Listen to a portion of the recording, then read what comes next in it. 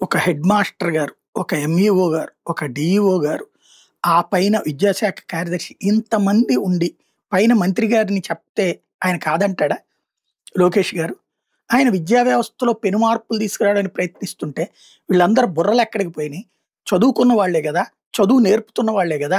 చదువు నేర్పే వ్యవస్థలో ఉన్నోళ్ళే గదా! ఓ స్కూల్లో శక్తికి మించి అంటే, ఆ స్కూల్లో ఉన్న రూములకి మించి స్టూడెంట్స్ ఉన్నారు. ఆ స్టూడెంట్స్ రోజు బయట కూర్చోవాల్సొస్తుంది. అలాగుంది సార్ పరిస్థితి అని జెప్తే, ఒక బిల్డింగ్ అద్దెకు తీసుకోండయ్యా ముందు అని చెప్పరా లోకేష్ గారు? లేదా షెడ్‌లెయ్యన్నా అర్జెంట్‌గా ఏపిచ్చండి అని చెప్పరా లోకేష్ గారు?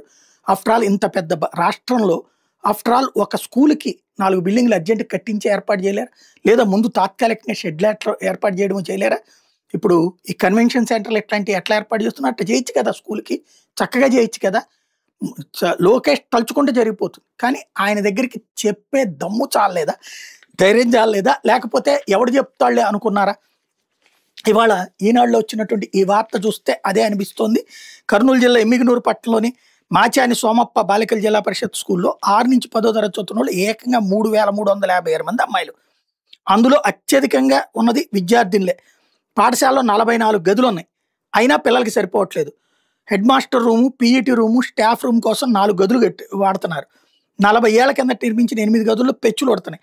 గదుల కొరతతో వివిధ తరగతులకు చెందినటువంటి 15 సెక్షన్ల విద్యార్థులు చెట్ల కింద కూర్చున్నారు. 15 సెక్షన్ల విద్యార్థులు. ఇంతకంటే దారుణం మరేదైనా ఉందా?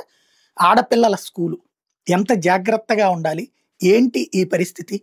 లోకేష్ గారు సీరియస్‌గా తీసుకుంటే సులభంగా అయిపోతుంది పరిష్కారం.